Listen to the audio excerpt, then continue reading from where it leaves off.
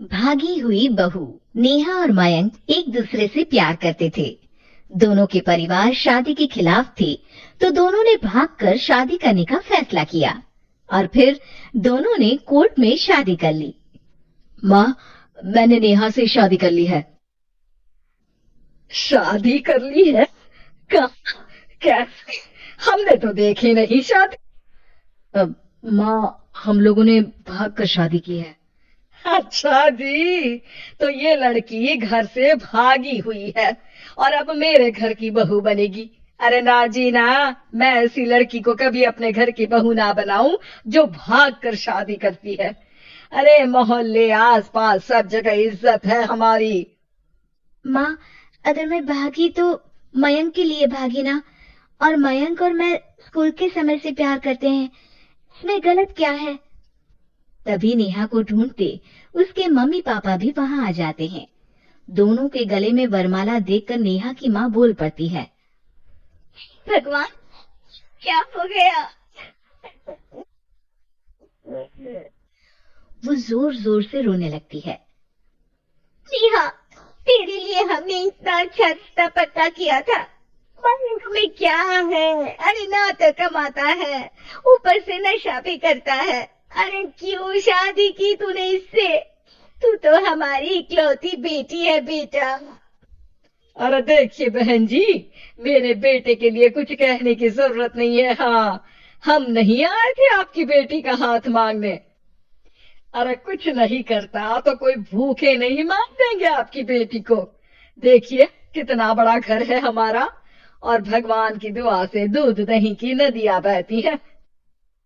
जैसे तैसे कर लोगों के सामने अरेंज्ड मैरिज दिखा घर वाले दोनों की शादी की पार्टी भी दे देते हैं। पार्टी में बुआ साहब, अरे भाग कर शादी कर ली थी। लड़की को देखो, शक्ल से तो चालाक लग रही है। क्या? अरे पर रीटा बहन तो बोल रही थी कि दोनों की अरेंज्ड मैरिज है। तभी चाची कहती है, अरेंज्ड? अरे रीटा, अरेंज्ड करती तो कैसे इतने बड़े घर की लड़की लाती? लड़के में है क्या? अरे सिर्फ दिखता अच्छा है ना, पर ना कमाता ना धमाता, उल्टा नशा अलग से करता है। अरे पता नहीं भागी हुई लड़कियां किसी घर में टिकती भी है कि नहीं। दिन बीतते जाते हैं। एक दिन, अरे रीटा, हम लोगों को 2 दिनों के लिए पंजाब जाना पड़ेगा।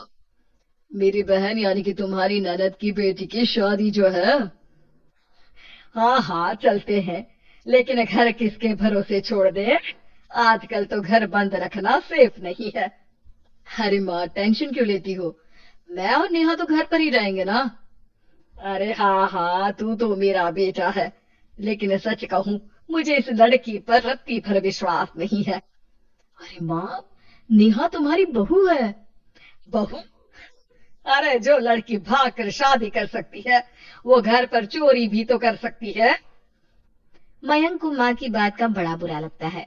वो नेहा की तरफ देखता है जिसकी आंख में आंसू भरे होते हैं। बाजी, आप अपनी अलमारी में ताला लगा लो।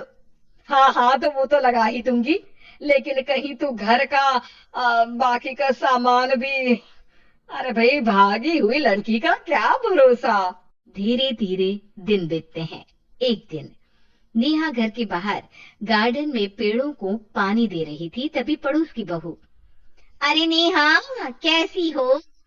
बहुत सुना है तुम्हारे बारे में, लेकिन तुम तो दिखती ही नहीं हो। हाँ, वो बस घर का काम करने में समय ही नहीं मिलता। अच्छा अच्छा, शाम को ना मेरे घर आना, बैठकर गप्पे लड़ाएंगे। जी जरूर। तभी उस पड़ोसन की सास आ जाती है। अरे बहू, ये किससे बात कर रही है? अरे माँ जी, ये ना शर्मा आंटी की बहू नेहा है, जो मयंक भैया की बीवी है। हाँ हाँ, बस सबको पता है ये कौन है और कैसी है। इससे ज्यादा मेल जोल रखने की कोई जरूरत नहीं है। पता है, भागी हुई लड़की है ये, शादी से पहले भागी थी ये। तभी वहां मयंक आ जाता है। क्या हुआ आंटी जी? अब अरे नहीं नहीं, कुछ नहीं मयंक बेटा, कैसे हो? बड़े हैंडसम लग रहे हो। इस टाइम पर भी घर पर? अरे हाँ हाँ, अच्छा मैं भूल गई थी, तुम वैसे कोई काम धाम करते ही नहीं हो ना। अच्छा ठीक है, चलो फिर मिलते हैं। मयंक नेहा के सामने अपनी और उसकी बेइज्जती सुनकर परेशान हो जाता है। कोई बात नहीं, रहने दीजिए, आप परेशान मत हो, सब ठीक हो जाएगा। एक दिन नेहा की माँ उसके घर आती है। अरे आइए आइए, कैसे आना हुआ? नेहा को लेने आई है क्या? अरे नहीं नहीं बहन जी, अब तो नेहा मयंक की बीवी है, मैं तो उसे करवा चौथ देने आई थी। माँ ने सास और नेहा को सोने का सेट दिया, खाने पीने के ढेर सारे सामान देकर कहती है, बहन जी, मैंने ये सब अपनी बेटी की किसी कामकाजी अच्छे पढ़े लिखे परिवार के लड़के से शादी करने के लिए रखा था, लेकिन नेहा को मयंक पसंद था तो उसकी शादी अच्छे से नहीं कर पाई। अरे बस बस, हम लोगों को सुनाने की जरूरत नहीं है, मेरे मयंक ने भी अच्छी पढ़ाई लिखाई की है। वैसे संस्कार तो दिए हैं कम से कम मैंने अपने लड़के को, वरना कौन अपनी बेटी को भागने के संस्कार देता है? आपकी बेटी ने तो भाग कर शादी की है। माँ को सास की बात का काफी बुरा लगता है, वो वहां से चली जाती है।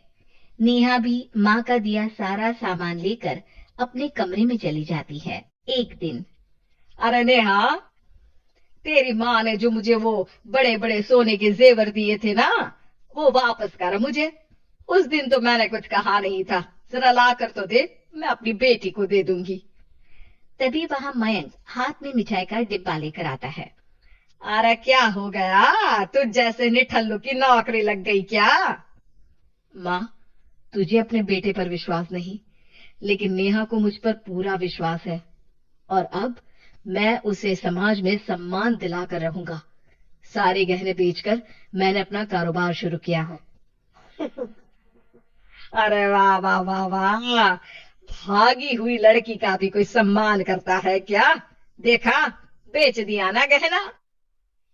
शाम को करवा चौथ की पूजा में सारे अड़ोस पड़ोस के साथ कई औरतें पार्क में पूजा कर रही होती है कि नेहा भी वहां आ जाती है।